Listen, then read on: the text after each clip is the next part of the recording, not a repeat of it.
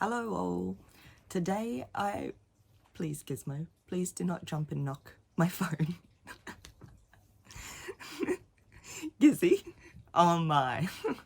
She's on my bed frame. Is she going? Oh my god, she's falling. Oh, it's okay. Whew. Oh my, what a start to the video. Oh, my voice is cracking. Okay, hello all. Today I will be talking about being trans and being a bully growing up. There's some studies that have found a trend in trans youth being bullies. So how I relate to this is growing up, I never really understood why people saw me as my brother's bully. And I started really reflecting heavily on people perceiving me as my brother's bully a few weeks ago. And I came to understand that, yes, I was such a big bully to him. It was because all this hate that I'd felt around me, it's like I needed somewhere for it to go, and it just went in his direction, which is bad. I like have so much to say, but it's hard to know where to start.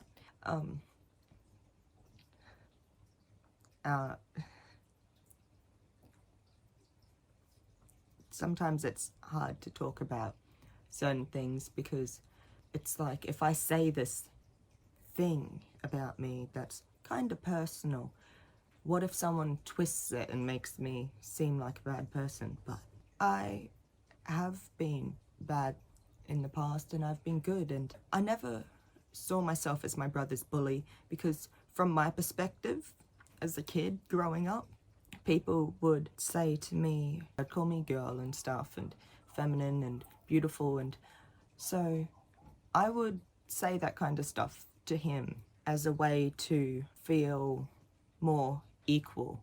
Since he was a boy, he would be treated like a boy. Since I was seen as a girl growing up, I would be treated as such. Our dad, he had quite misogynistic ways that I didn't fully understand when I was little. I just saw my brother being treated better and was like, what's going on here? And I, targeted him. Sometimes I'd make him wear dresses or do his makeup and stuff. I was expected to wear dresses to different formal events and things like that. Growing up, half my family's Italian. My nana would make me dresses. I called her mum Nuna. Anyway, I have this one memory. I was in grade 1. I was hanging out with the boys and people would see me as a tomboy, and it wasn't really until this one day in grade 1 that I realized that the boys who I was hanging out with, they didn't see me as a boy. I was like, I'm one of the boys. I didn't want to be seen as a girl hanging out with one of the boys. I just thought they viewed me that way. I was like, it must be because I have long hair, because someone had mentioned how you're not a boy, you have long hair. So I wanted to cut all my hair off, and I tried cutting it all off that day when I was at my grandparents', but I was caught and I was told, you're gonna look like a boy, and I was like, that's the whole point. I want to look like a boy. I wanted to be seen as a boy. And I was told that, no, you're a girl. Your brother's the boy and you're the girl. You have to be doing certain things, looking a certain way, acting a certain way. It's your duty. From that day, I felt so ashamed. I had to hide who I was to please those who were closest to me and everyone around me. My mum took me to get my hair cut because I'd already started cutting my hair at my grandparents' before I was stopped and shamed for it. And I was like, I want to cut all my hair off. But the shortest I could get it was to a bob because, like, my mum didn't want me to regret it. It's not that she didn't want me to get all my hair cut short like this. She'd had her hair cut short a lot of times. She didn't think there was anything wrong with girls having short hair, but she said you can get it to a bob and then you can get it like shorter in the future if you still want it. But me being little, I thought she doesn't want me to be like that either. So I just kept it all in. All the hurt that I felt coming and all the shame that I had built up from hearing people call me a girl and being made to do more chores than my dad. I'm glad that I understand how hard misogyny can be, but it's also hard having some people question me if the only reason I'm transitioning is because of misogyny, because it is not at all because of misogyny. Transitioning because it's who I am. I didn't even know about trans people when I was a kid, but I knew I was a boy. I knew that's how I wanted people to see me. Not just because guys were treated better. I just wanted to be seen as a guy. Some people, they think that I'm trying to run from something because I've got depression and anxiety. I've worked through a lot of things over the years, and the hardest thing for me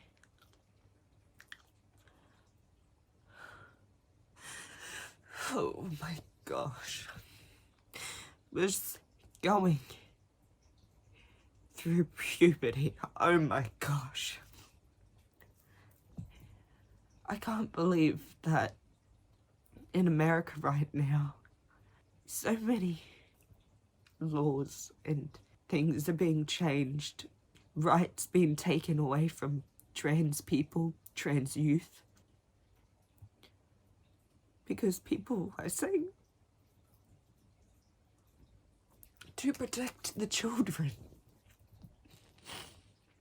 When I was 14, I didn't think that there would be any way that I could continue going forwards, because I didn't think I would ever get to a point in life where I would be accepted as a guy. I thought, I'm stuck as a woman, so what's the point in continuing? I'm not allowed to be who I am. I'm not allowed. I felt so much shame, so much fear growing up. I was like, how am I supposed to be out when I know half my family just won't understand and the other half won't accept me? I have cut them off. A lot of them anyway. So I would feel safe enough to transition. When I was 16, around that time, I went to boarding school. And for me, going to boarding school was like, so I was about 15 when I went. Going to boarding school was my just last hope, my last try at life, right? I'd be getting away from my dad and that side of the family and able to really just try and be me.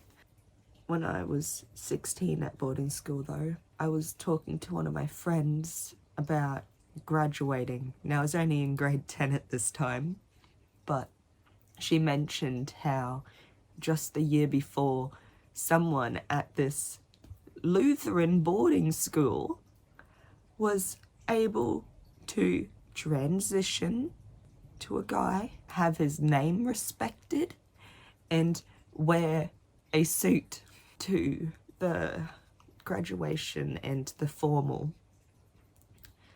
And then that was when I truly felt hope for the future. And I could see myself living a future.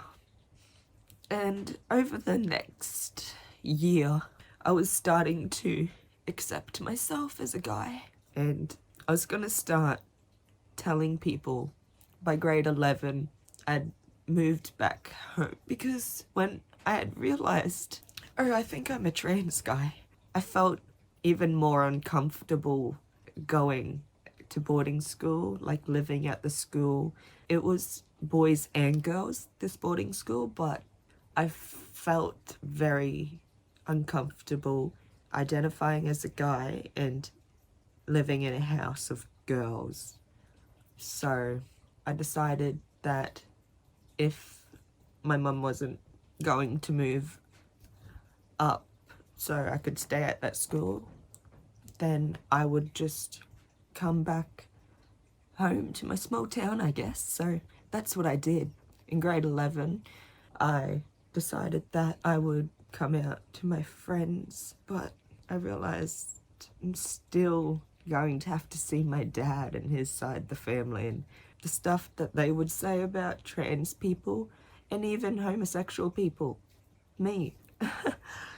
Like, some of them knew I identified as bisexual. I identify as pansexual these days. I know some people are a little bit iffy with the bi-pan thing, but to me, I see bisexual as can love more than two genders and can have some bit of preference or something, whereas pansexuality I see more as loving more than two genders with no preference. So that's my distinction in short. Anyway, the stuff I would hear them, that family saying, I was like, what's the point of trying to come out now if I'm just going to feel hated? And the people at that school as well, a lot of people not accepting the mistreatment I got when I'd come out as being bisexual at 14, and the mistreatment that I still got over the years was disgusting. Small towns can be so backwards. Wow, this video is a bit all over the place. Oh, such an emotional video. I just wanted to talk. But more back on to me being a bully growing up. I have always been a feminine person, and I love my feminine side. There's nothing wrong with my feminine side. I also love my masculine side. Nothing wrong with that either. But what's interesting is in the past few weeks I've been reflecting on how toxic masculinity played a role in how I bullied my brother over the years growing up. So I wrote some stuff down. Oh, so sweaty. Something that was hard for me to accept was that with my dad being misogynistic, he would say things like, it doesn't matter, clothes don't have gender, right? Wouldn't care about me wearing boys' clothes. But if it came to a guy wearing a dress out in public, you know, he would make a comment. He would. Yet he had said to me one time that if it was more acceptable for guys to wear dresses out, he would happily wear a dress because it looks like it would be free and comfy. Like freeing and comfy. So that's interesting. Yet the things he would say if my brother and I had emotions, like eat cement, toughen up, toxic masculinity there. I find it interesting how my brother and I were so differently affected when we were raised by the same people, but it is because of things like toxic masculinity and misogyny.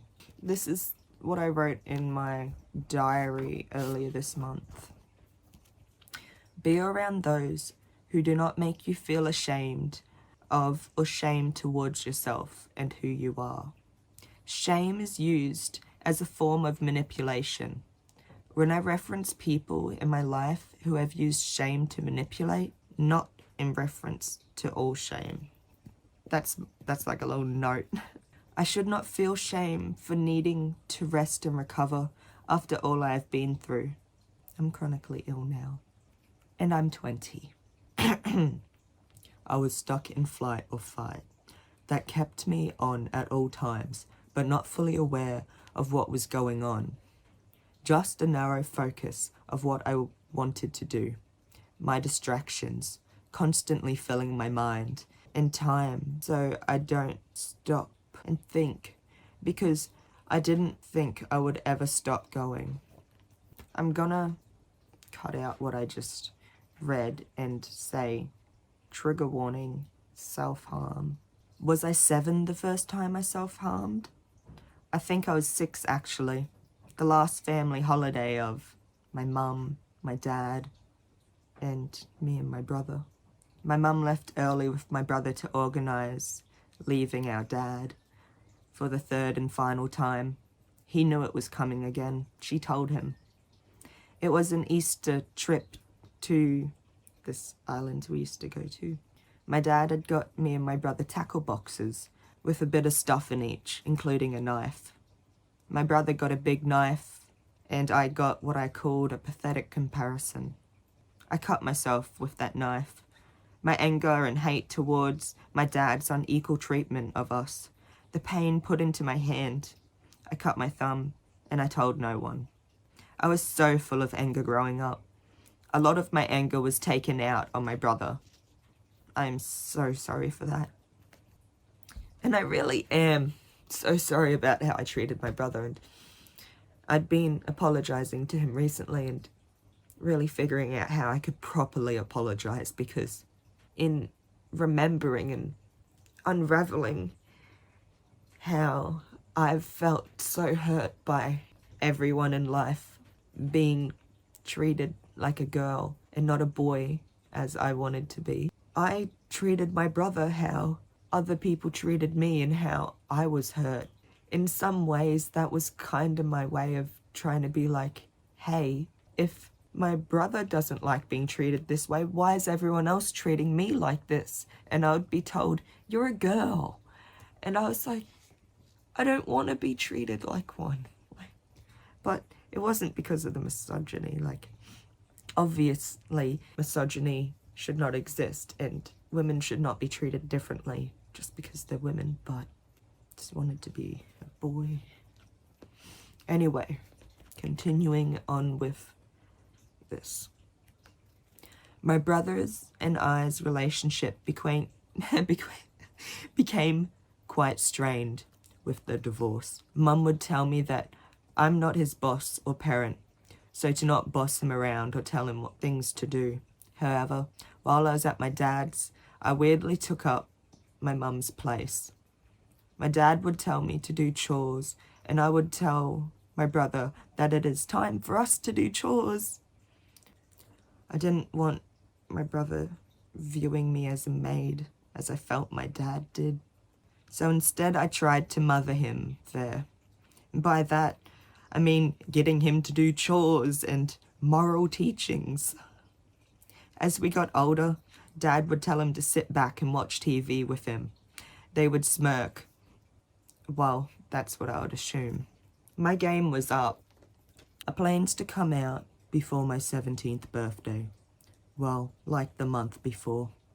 But trickery is struck in false hope, fear, and some weird sort of fucked up, possessive, shallow love.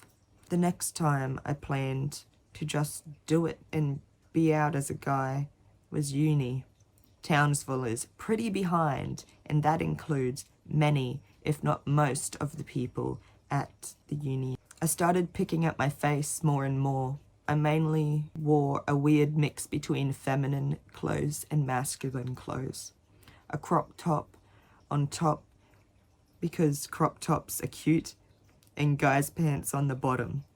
A little side note, I have always loved guys wearing crop tops. I think it's so cool in that 80s style. Anyway, I'm glad it's coming back into fashion, but worn up high and dorky looking, because there is no fucking way I want to see my hips or others to see them. I am rectangle, thank you. As my chest grew, the crop tops sat much differently, and I hated to see my reflection as my new half mask, half femme dorky style became much less comfortable to wear around. I needed baggy shirts, jackets, jumpers, anything to hide these growing lumps hanging off my chest. My discomfort grew and grew, and I picked at my face more and more. It was as if attacking my face would draw the attention away from my chest. People would annoy me about my face, but I'd tell them it was just stress picking. The guy I lived with would not shut up about my chest growth and my body. It led to me not wanting to be uncovered around him and showering so much less. Before I'd finally moved back home, I got to the point where I was showering only like once a week. That probably went on for many months. Growing up, all I wanted more than anything in the world was to go back and be reborn as a boy. I felt cursed with a womb. At like the age 5 or 6, I practiced sleeping on my back after my mum told me that when she was pregnant with twins, she had to sleep on her back, and for the last month or 2, she slept sitting up so she could breathe. I was a belly sleeper. The curse gets worse, I thought. I loved learning about women and what they went through. I thought women were so strong and loving. But I was a boy who was told from birth that I was a girl because of how my body looked. I loved women and femininity, and also masculine women and feminine men who were expressive of their femininity.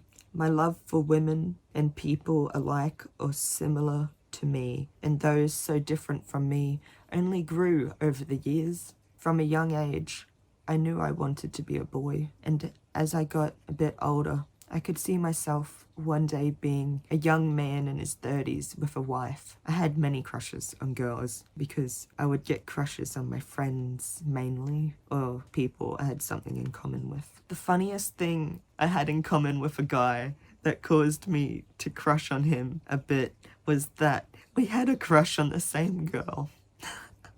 This was in grade 1. So yes, people can know their sexuality from a young age, as well as their gender. Kids know who they are. We know who we are from a young age. From about 5 is when people have a really great concept of who they are. And if you don't allow people to express themselves as who they are without shame, then it's not gonna be easy. It's gonna be so difficult. Because I felt so much shame around my identity, I felt like I couldn't tell anyone. My mum, she raised me and my brother in such a way that she was so open and loving, and we could wear what we wanted, look how we wanted, have our hair how we wanted. She was a psychologist as well. Not that she always just did psychology. She had many jobs over the years, but amazing mum. And when I'd come out to her after all these years, it was hard for her to understand because, yeah, I am quite a feminine person as well. And she thought that with how she raised me that I'd be able to trust her. But it's because of that other side of my family and all the shame that I felt. I was scared of being rejected by her as well. There was no way I could handle if I was rejected by her, which she wouldn't reject me. But I was little. I didn't understand. And this is why we got to teach kids from a young age about different sexual identities and different genders, because we know who we are. So if we don't let kids know that it's okay to be a trans boy, a trans girl, non-binary, gender fluid, all these different identities, demi-boy, demi-girl, there's so many. If we don't teach kids even just the basics that it's okay if you don't identify as a boy or a girl and you have been raised as such. It's okay if you don't identify as that. It's okay if you like the same sex. It's okay. If we don't teach them that it's okay, someone else is probably going to get to them first and teach them shame and that it isn't okay. And then we're going to be, there's just going to be more and more people depressed and hating life and wanting to not live and feeling too scared to come out, feeling like it would be easier to just end it than to even attempt a life where they are accepting of themselves. Okay, I'm going to continue reading. When I found out about non-binary people, I was very much in awe, but had some warped views back in the day. I should have been researching more about non-binary people. When I first saw a non-binary person wearing a dress and soft makeup, and the person had she/they in their TikTok profile, I was quite confused. So that's when I looked into non-binary people more and realized it was not like a third category, but it was all of those genders or non-genders outside of man and woman, including those who felt even part man or part woman, or those who felt neither but liked feminine clothing. I, a trans guy, was able to accept my feminine side and love of feminine things so much more when I saw some non-binary people loving up and living up the feminine style and absolutely rocking it. Seeing non-binary people proudly wearing bold, dramatic, popping makeup looks, I felt that I too, a trans guy, would also be able to wear makeup and not be rejected as being trans. Something that my mum has found it a bit hard to understand is that I am quite a feminine person, but I am still a trans guy. I really did try to live as a girl for the past 4 years, maybe 3 years. The past 3 years I really tried, and no, it's not me. I was praised by some people for really trying to live as a woman, lady, female, girl. I was really praised by some people and I was disgusted, honestly. I know some people, they're probably like, why would you be disgusted that people are like, oh, it's good that you at least tried to live as a girl. No, it's not it. Because I tried out of fear of rejection and feeling so ashamed of who I was. I didn't try because it was the easier thing to do. Honestly, trying to live as a girl, I've been so dissociated across the years. When my chest grew in, when I got my period, I thought growing up that maybe when I got my period, I thought maybe then I would feel like a girl. But when I got my period, it was like a nightmare.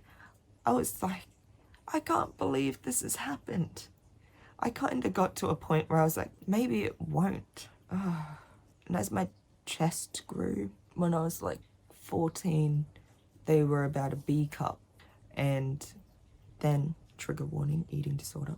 So I was really depressed, and I heard that having less sugar can make you feel less depressed. So I cut sugar out of my diet. That's what started my eating disorder. And I started working out every day for hours, and after 6 months I'd lost 20 kilos. I was being told by people, oh, cool, that's great, good work. And I was feeling so confident and happy.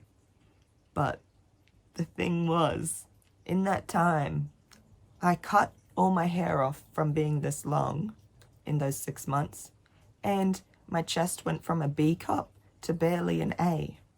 So I didn't realize at the time that what I was feeling was gender euphoria, not me actually curing my depression. That's also part of the reason I didn't realize I had an eating disorder, even though one of my friends was like, you've got an eating disorder, you gotta get help. And I was like, how dare you say that? Like, I'm finally feeling better.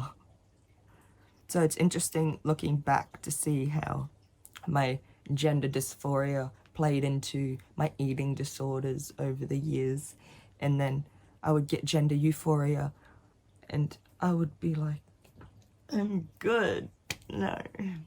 Okay, where was I up to here? I felt that I too, a trans guy, can wear makeup also, without it being a drag thing. Because though I do love drag and drag queens and drag shows, I just want to be able to put on a dress and makeup one day and have people say, that guy looks pretty.